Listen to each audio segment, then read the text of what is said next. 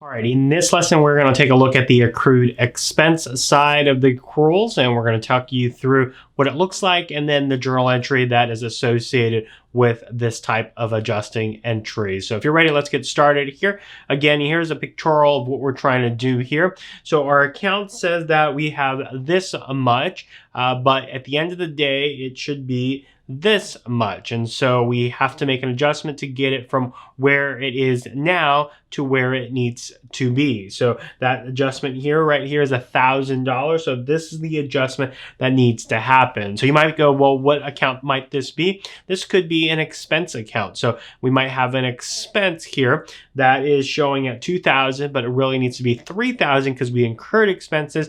And since we haven't paid for it, we have this disconnect. So how do we fix it? Well, we're going to fix it by making an adjustment. So let's get started here. In accrued expenses, we're incurring expenses right now based on the matching principle, but cash is paid or later on. So that should be paid. Okay, paid later on. Okay, an accrued expense adjustment is made to book an expense now and then book the cash payment later. So the adjusting accrual entry would look something like this. We would debit the expense, the actual expense, and then credit the liability. The liability is showing that we actually will owe it at some point in time. So accounts payable is our liability account.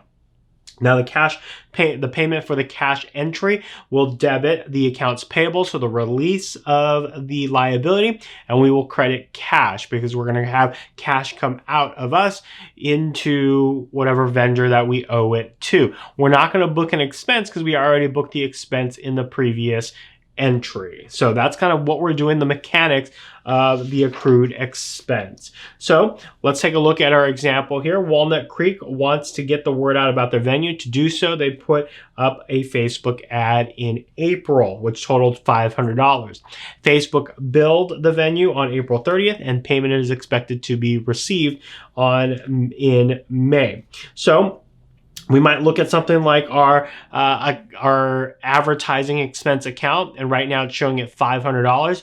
What should it be? Well, it should be $1,000. The reason why it should be $1,000 is because we incurred $500 that we haven't paid for yet. So in order to do this, we're going to have a difference. That difference is what we're going to do an adjustment on. So in this case, we have a $500 adjustment. How do I get to $500? Well, the account should be at $1,000. It's currently sitting at $500. So $1,000 minus $500 is $500. So how would that journal entry look like? Well, let's take a look at what that looks like. So what happened here? So we used advertising services. So that would be advertising expense. The advertising expense increased in nature. So we're going to debit advertising expense. So advertising expense for $500. And then we're going to credit the accounts payable, the liability, because we owe it. We're not going to do cash because we haven't paid it yet. Okay, so that's what the adjusting entry would look like. Now, what would the cash payment look like? So this is not an adjusting entry. This is just an original entry. We would be relieved of the liability that we owe Facebook, and then in exchange, we're going to give them cash. So to do that, we would reverse the accounts payable. So we would debit accounts payable, and then we'll credit cash for the $500. And that would complete the cycle there. So if we look at the T accounts, advertising expense, we debited, so that's going to go on the left-hand side. That ending balance is going to be $1,000.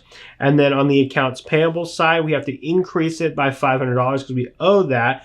So at the end of the year, we would have $11,290 as our ending balance. Okay. And then when we pay it, we reduce it by $500 by debiting it. And then we would go back to $10,790, assuming that we haven't paid any of our bills, which we would have. So that's really not that accurate at the end of the day. So that would be our entry. Our adjusting entry would be the one on the top. We're going to debit the expense, credit the accounts payable. So that is a look at the accrued expense example. Hope you enjoyed this lesson, and we'll see you in the next video. Hey guys, it is Patrick. Don't forget to press the like button and share this video with someone who could get a lot of use from watching this lesson, like maybe a classmate or maybe a friend or maybe just a parent, just because you wanted to share this video because you're very excited about what you saw. Share it with someone. And if you want to help us grow and help us make sure that we put the very best in accounting topics out on YouTube, make sure you press the subscribe button and turn on that notification bell. That way you're alerted every time we post videos to this channel. Now, I do this with every one of my classes at the end of class.